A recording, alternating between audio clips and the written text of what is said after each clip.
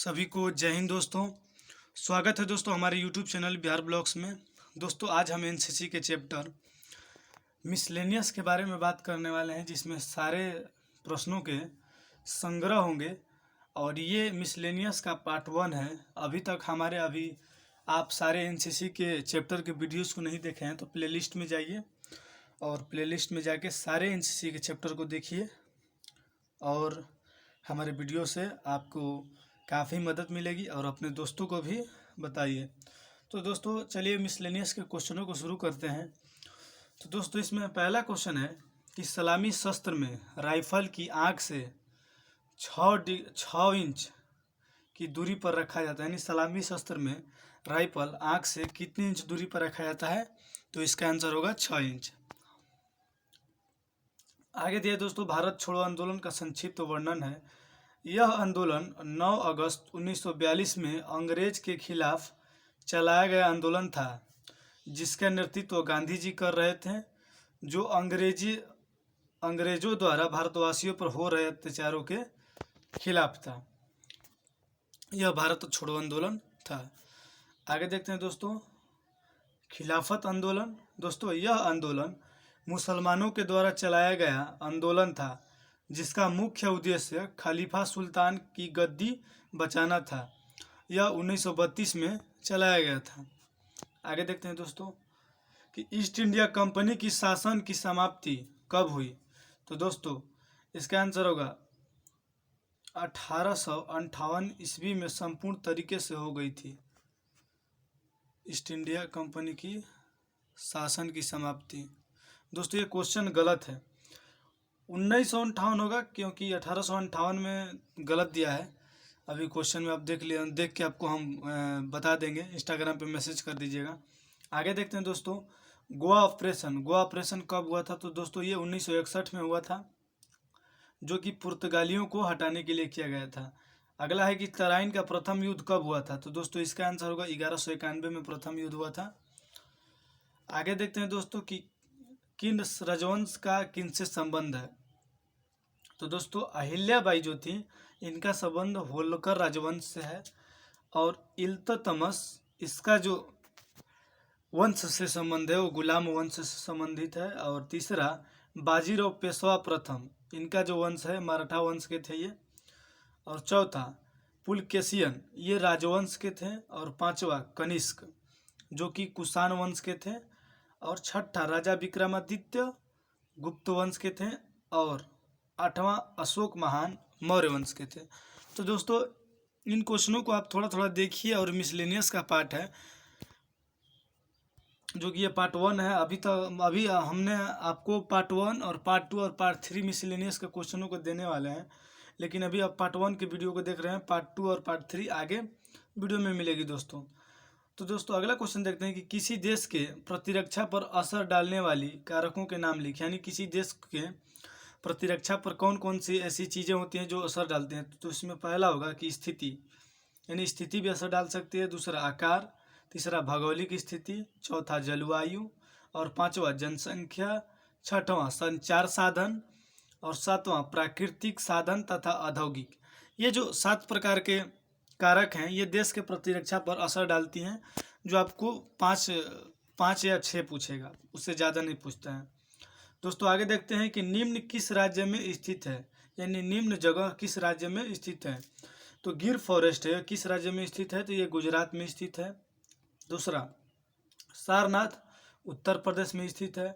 सांची मध्य प्रदेश में स्थित है। शेरशाह का मकबरा बिहार के सासाराम में स्थित है। अमरनाथ जम्मू कश्मीर में स्थित है। कन्याकुमारी तमिलनाडु में स्थित है। बोध गया बिहार में स्थित है। और अगला है 8वां सोमनाथ मंदिर, जो कि गुजरात में स्थित है। आगे देखते हैं दोस्तों, क्वेश्चन में दिया है कि निम्न शहर में किस नदी के किनारे बसा है, यानी निम्न शहर किस नदी के किनारे बसा है। तो दोस्तों पहला जो शहर है लखनऊ गोमती नदी के किनारे बसा है। दूसरा सूरत ताप्ती नदी के किनारे बसा है। और तीसरा जबलपुर, जो कि नर्मदा नदी के किनारे बसा है। और चौथा बद्रीनाथ, जो कि अलकनंदा नदी के किनारे बसा है। और पांचवा कोटा, जो कि चंबल के नज़दीक बसा है। आगे देखते हैं दोस्तों, क्वेश्चन में दिया है कि निम्न स्थान किस उद्योग से प्रसिद्ध है। तो जो बनारस प्रसिद्ध है, इसमें पहला जो है बनारस, बनारस प्रसिद्ध है बनारसी साड़ी से। और चुर्क ये सीमेंट के उद्योग से प्रसिद्ध है। और डिगबोई ये तेल के उद्योग से प्रसिद्ध है।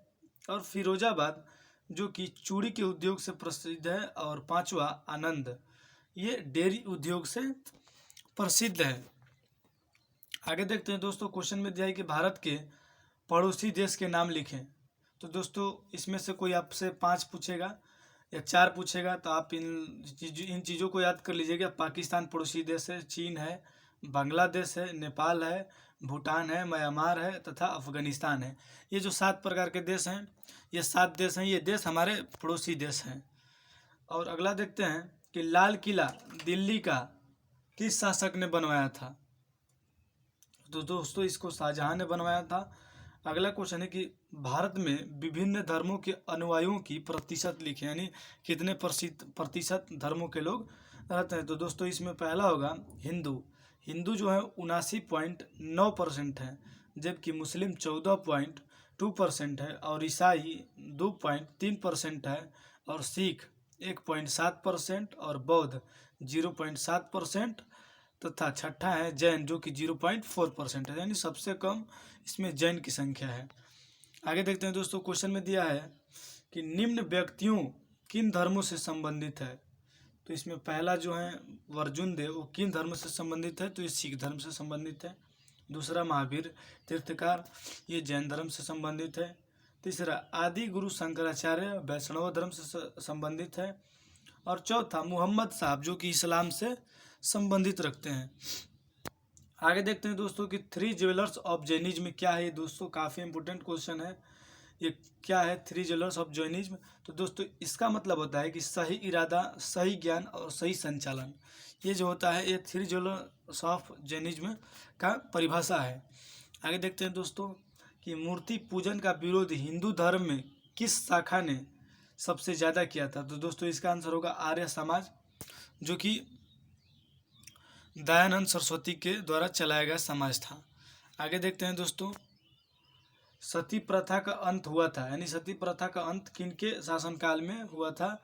तो राजा राम मोहन राय के शासनकाल में हुआ था। यार राजा राम मोहन का इसमें सबसे बड़ा योगदान था सती प्रथा के अंत में। आगे देखते हैं दोस्तों, आगे क्वेश्चन में दिया है कि अच्छे फायर के 4 बुनियादी असूल क्या हैं। अच्छे फायर करने वाले के 4 बुनियादी जो असूल हैं वो क्या है। तो दोस्तों पहला जो बुनियादी असूल है वो लक्ष्य की स्थिति है। दूसरा श्वास नियंत्रण, यानी श्वास का नियंत्रण। और तीसरा गोली चलाना। और चौथा अनुगमन। ये काफ़ी इंपॉर्टेंट क्वेश्चन, इसको आप रट लीजिएगा। ये जो 4 प्रकार के हैं ये बुनियादी असूल हैं अच्छे फायरर के। आगे देखते हैं दोस्तों, क्वेश्चन में दिया है दोस्तों कि फायरिंग में ग्रुप का क्या अर्थ है, यानी फायरिंग करते दौरान ग्रुपिंग का क्या अर्थ है। तो दोस्तों ग्रुपिंग फायर से ग्रुप नापने ने 2 गोलियों का अधिकतम दूरी सेंटीमीटर में नापी जाती है। इस फायरिंग में पहली गोली का निशाना जिस टारगेट पर लिया जाता है उसी निशाने पर 5 गोलियां फायर करें तथा अपनी बाईं केहूनी अपने स्थान पर जमाए रखें जब तक कि सभी गोलियां फायर न हो जाए। ये ग्रुपिंग फायर का अर्थ है। यानी देख लीजिए, एक बार और देख लीजिए कि ग्रुपिंग फायर में ग्रुप नापने में 2 गोलियां अधिकतम दूरी सेंटीमीटर में नापी जाती है। इस फायरिंग में पहली गोली का निशाना जिस जगह टारगेट लिया जाता है उसी निशाने पर 5 गोलियां फायर करें तथा अपनी बाईं केहूनी अपने स्थान पर जमाए रखें जब तक कि सभी गोलियां फायर न हो जाएं। ये फायरिंग के ग्रुपिंग का अर्थ होता है। आगे देखते हैं दोस्तों, काफ़ी इंपोर्टेंट क्वेश्चन है कि भारत में राष्ट्र निर्माण की प्रक्रिया लिखें, और काफ़ी बड़ा क्वेश्चन है। तो दोस्तों इसमें पहली जो प्रक्रिया है, स्वतंत्रता प्राप्ति के बाद हमारे देश में राष्ट्र निर्माण की प्रक्रिया से जुड़े हुए जिसके लिए निम्न प्रयास हुए। निम्न प्रयास में देखिए क्या हुआ है। पहला प्रयास कि राष्ट्र निर्माण हेतु विभिन्न पंचवर्षीय योजनाओं का कार्यान्वयन एवं उसकी उपलब्धियों का मूल्यांकन। दूसरा है गरीब, श्रमिक, महिलाओं, कारीगर, कृषि, डेर, ग्रामीण विकास हेतु कल्याणकारी योजनाओं का चलाई गई। तीसरा, सिंचाई की सुविधाएं मुहैया कराने हेतु तथा बिजली उत्पादन हेतु तमाम बहुउद्देशीय योजनाएं चलाई गईं। और चौथा जो है, आवागमन के साधन बढ़ाने हेतु प्रधानमंत्री सड़क योजना का विस्तार करके राष्ट्रीय राजमार्गों को 4 लाइन स्कीम चालू की गई तथा बहुत सी रेलगाड़ियां चलाई गई। पांचवा है कि नौकरी और रोजगार बढ़ाने के तमाम उपाय किए गए।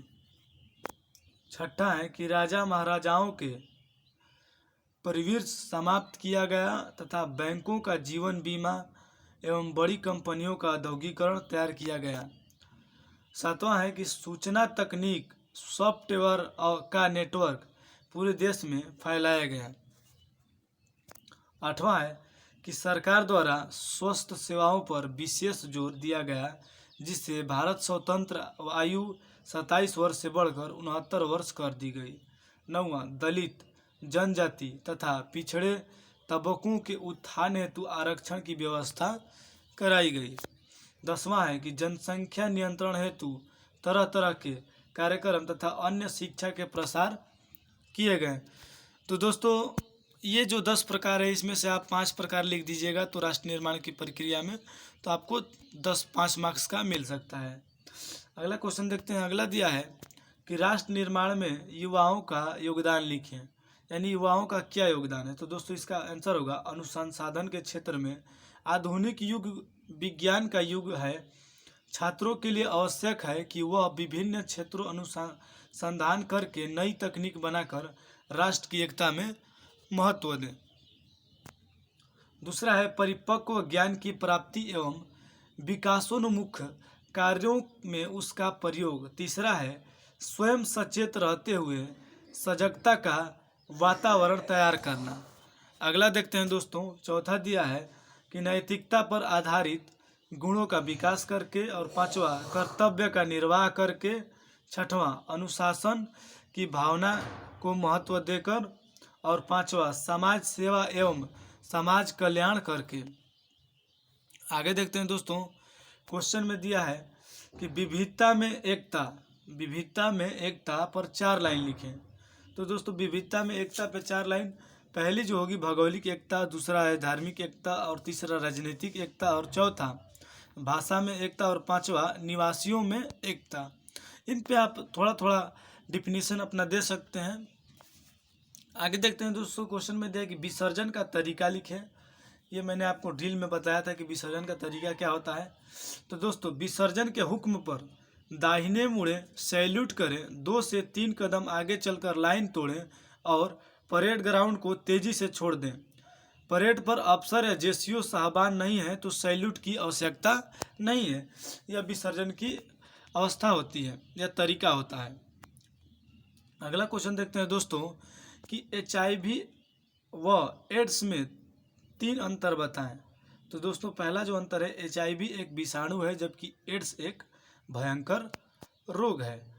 दूसरा है HIV शरीर के प्रतिरोधक क्षमता को नष्ट करने वाला विषाणु है जबकि एड्स उसके कारण होने वाला एक रोग है। तीसरा, HIV का संक्रमण ही व्यक्ति को HIV एड्स की रोगी बनाता है। ये काफ़ी इंपॉर्टेंट क्वेश्चन है, आप इसको स्क्रीनशॉट मार लीजिएगा और इसे नोट कर लीजिएगा कि HIV और एड्स में क्या अंतर है। अगला क्वेश्चन देखते हैं दोस्तों। अगला दिया है कि HIV एड्स से संबंधित कुछ भ्रांतियों को बतलाएं। तो दोस्तों, इसमें पहला जो है, HIV संक्रमित व्यक्तियों को खाना खाने से, यानी HIV संक्रमित व्यक्तियों के खाना खाने से नहीं फैलता है और किसी के छूने से नहीं फैलता है। बाथरूम, सार्वजनिक शौचालय, बाथरूम, रोगी के बर्तन आदि से नहीं फैलता है। यानी भ्रांति का मतलब ये होता है कि जो अफवाह फैलाया जाता है कि एड्स इस प्रकार हो सकता है, लेकिन एड्स इस प्रकार होता है, लेकिन उससे नहीं होता है। यही चीज़ बताना है कि आप लोगों को कैसे जागरूक करेंगे कि HIV किनके द्वारा होता है। तो HIV संक्रमित खाना खाने से नहीं होता है और व्यक्ति के छूने या खाने से नहीं होता है। बाथरूम, सार्वजनिक शौचालय आदि, मतलब कई प्रकार के ऐसे चीज़ होते हैं जिसका आप पॉइंट में लिख दीजिएगा। ऐसे जो अफवाह फैलाए गए इनके वजह से HIV रोग नहीं होता है। आगे देखते हैं दोस्तों। क्वेश्चन है कि भूकंप, सुनामी तथा चक्रवात का संक्षिप्त नोट लिखें। यानी भूकंप किसे कहते हैं, चक्रवात तथा सुनामी किसे कहते हैं, इसका संक्षिप्त नोट लिखना है। तो दोस्तों भूकंप, जब पृथ्वी के अंदर चलने वाली प्लेटें आपस में टकराती हैं तो धरती पर कंपन उत्पन्न होता है, उसे भूकंप कहते हैं। आगे देखते हैं दोस्तों, सुनामी किसे कहते हैं, तट तक पहुंचने वाली लहरों की श्रृंखला जो महाविनाशक प्रलय होती हैं उसे सुनामी कहते हैं। तीसरा चक्रवात, अंडाकार समदाब रेखाओं से घिरे हुए निम्न वायुभार क्षेत्र को चक्रवात कहते हैं। आगे देखते हैं दोस्तों, क्वेश्चन में दिया है कि ड्रेसिंग के लिए आदेश शब्द क्या है। यानी अगर मान लीजिए लाइन के दौरान जब भी आप परेड करते हैं, परेड में लाइन के दौरान अगर ड्रेसिंग करना है तो किस शब्द का आप प्रयोग करेंगे या किस शब्द को कमान देंगे आप। तो दोस्तों इसका होगा सज्ज शब्द का कमान देंगे। नहीं बोला जाता है कि सज्ज दाहिने सज्ज, ये जो कासन होता है ये ड्रेसिंग के लिए ही बोला जाता है। अगला क्वेश्चन है कि निकट लाइन चल की कार्रवाई कब की जाती है। तो दोस्तों इसका आंसर होगा कि निरीक्षण के बाद और मार्च पास्ट से पहले निकट लाइन चल की कार्रवाई की जाती है। अगला क्वेश्चन है कि सेक्शन फॉर्मेशन के 5 प्रकार बतलाएं।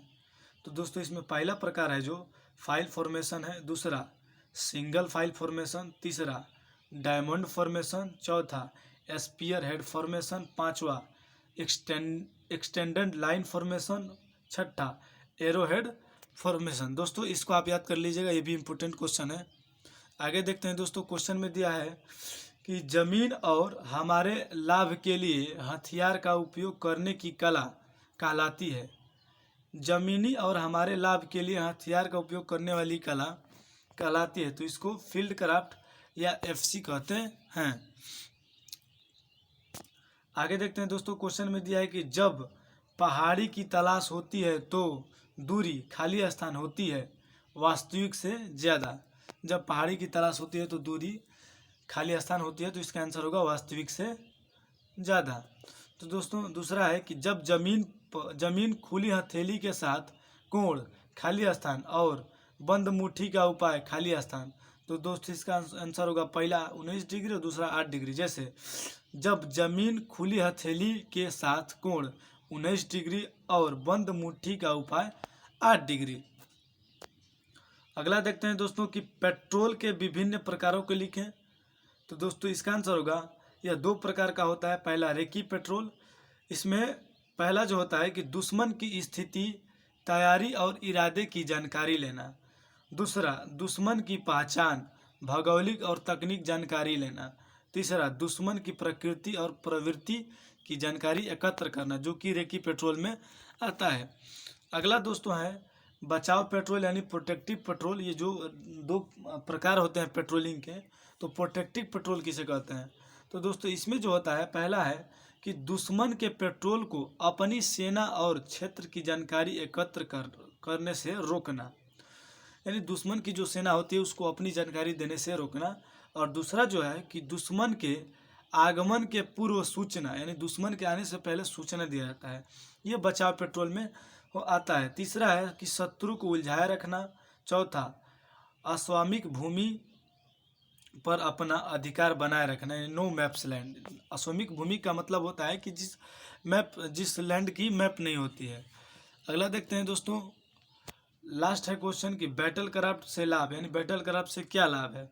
दोस्तों पहला जो लाभ है जमीनी निशानों का बयान, दूसरा फील्ड सिग्नल और तीसरा प्लाटून फॉर्मेशन इत्यादि। तो दोस्तों आज का क्वेश्चन यहीं पे समाप्त होता है और फिर से मिलते हैं नेक्स्ट मिसलेनियस के क्वेश्चन में। दोस्तों आपसे काफ़ी रिक्वेस्ट है कि अभी तक आपने हमारे चैनल को सब्सक्राइब नहीं किया तो सब्सक्राइब कर दें और साथ ही मेरे वीडियोस को लाइक करें। अभी तक हमारे एनसीसी के आप सारे वीडियोस को नहीं देखे हैं तो कृपया एनसीसी के प्लेलिस्ट में जाएं और मेरे वीडियोस को देखें। जय हिंद दोस्तों।